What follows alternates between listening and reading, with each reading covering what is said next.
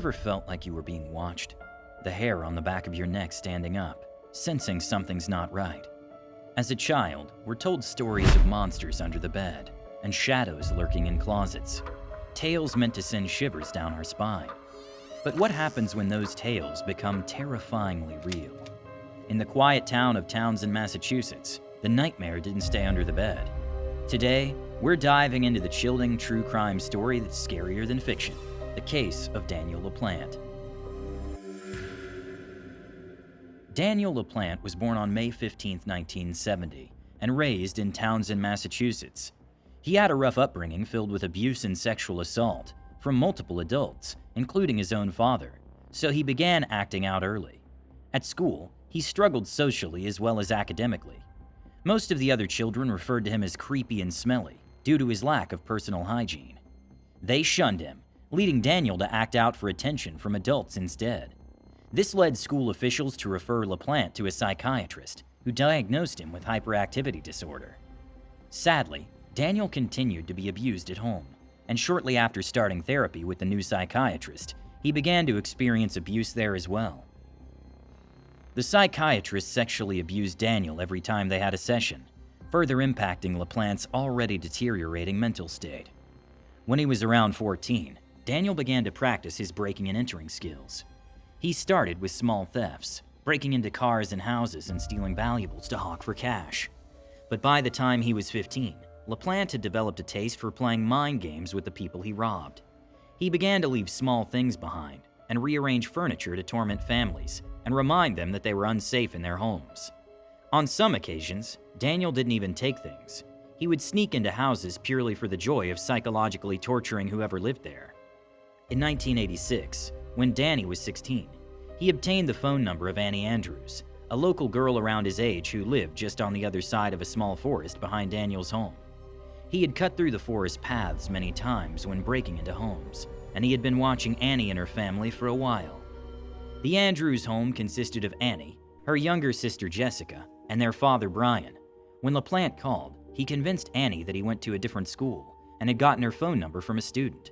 From there, Daniel painted a false image of himself, that he was blonde, popular, handsome, and athletic.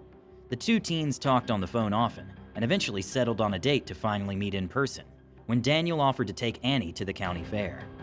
When Danny showed up to Annie's house for their date, she was immediately disappointed. Rather than the handsome jock that she had been expecting, Danny arrived looking like his typical greasy, rail-thin self. He had even lied about his hair color. Annie was upset that he had tricked her, but agreed to go to the fair with him anyway to give him a chance. It wasn't long before Annie regretted her decision. While they were on the date, Daniel learned that Annie had recently lost her mother to cancer. But rather than offering comfort, Daniel took a strange interest in the specifics of her mother's death. He asked Annie uncomfortable questions about how her mother was feeling when she died, and how much she had suffered before her passing. Less than an hour into the date, Annie made excuses and rushed back to the safety of her home. Little did she know, home was nowhere near as safe as she thought.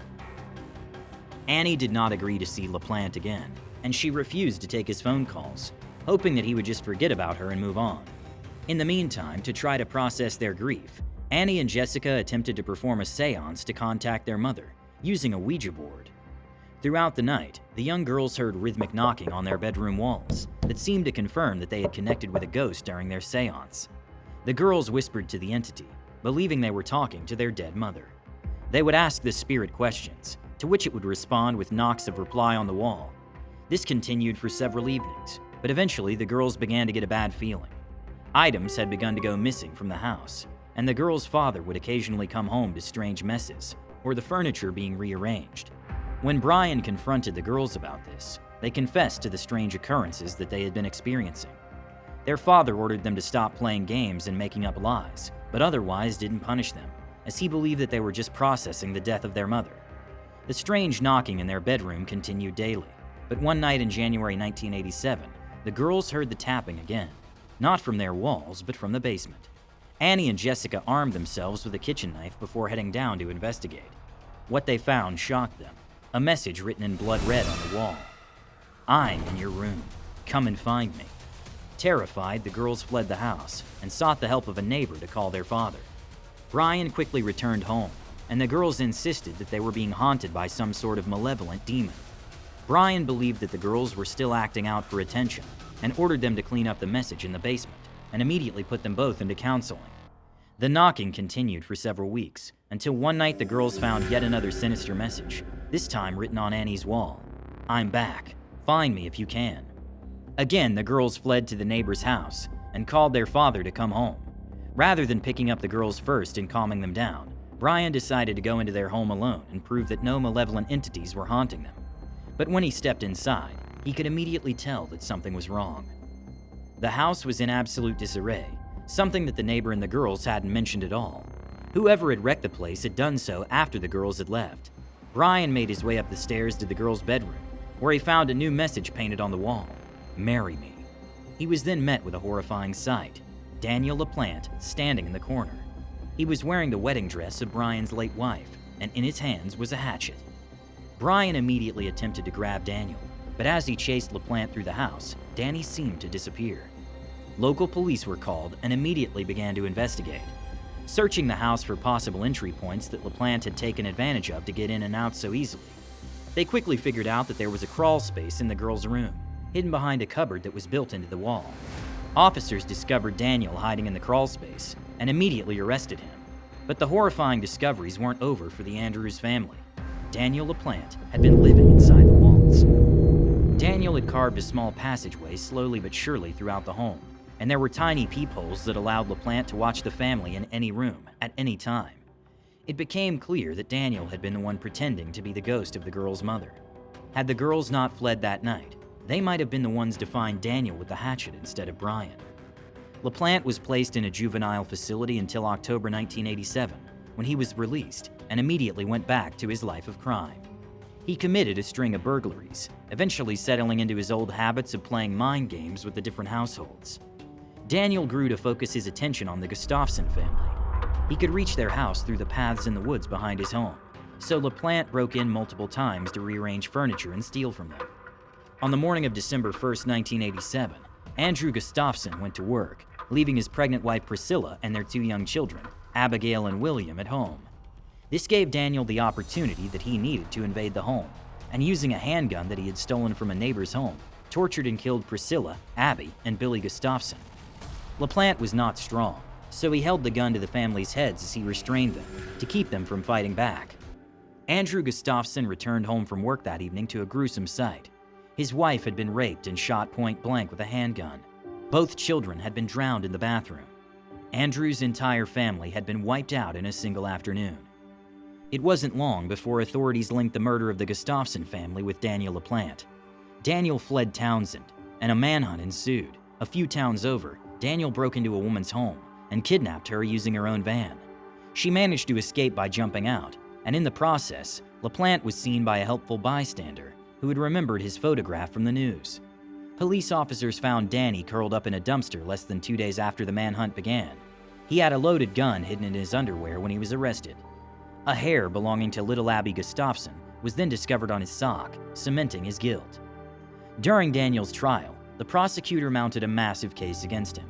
Not only did they find the hair of one of the victims at the time of his arrest, but investigators also discovered, after testing his blood, that Daniel was a type A secretor, which matched the semen sample that they had obtained from the Gustafson crime scene. Police had also seized a cordless phone, a cable box, and a remote control cable device from Daniel's home. Andrew Gustafson confirmed that the items had gone missing about 2 weeks before the murder of his family. After that, Daniel tried to plead criminal insanity. His behavior in court backed up his claim, as LaPlante would go from being solemn and spaced out to suddenly laughing and giggling to himself. However, officers in interviews with LaPlante's family confirmed that despite his creepy behavior, he was fully capable of making sound decisions. His brother testified against him in court and revealed that Daniel had confided to him about stealing the handguns, as well as the items from the Gustafson family home. Daniel was ultimately sentenced to 3 life sentences for the murders of Priscilla, Abby, and Billy Gustafson. Throughout his imprisonment, LaPlante showed little remorse for his actions. Occasionally, he attempted to sue the courts for violating his rights, but none of his claims ever held up in court. Daniel changed his tune when he was given a chance to be eligible for parole in 2017. A new Supreme Court ruling allowed him to appeal for eligibility, due to the fact that LaPlante had been a minor when he committed the murders back in 1987. I liken him to a rabid dog that needs to be put down. He needs to stay in jail for the rest of his life. And then he took little Billy and he drowned him in the bathtub upstairs. But despite expressing that he was sorry for his crimes, he was denied parole. The case of Daniel LaPlante serves as a chilling reminder that sometimes the scariest monsters lurk not under our beds or in the dark corners of our imagination, but among us. Stories like these implore us to always be vigilant and to trust our instincts. It's not always the supernatural or creatures of the night that we should be wary of. The very real threats are sometimes closer than we think.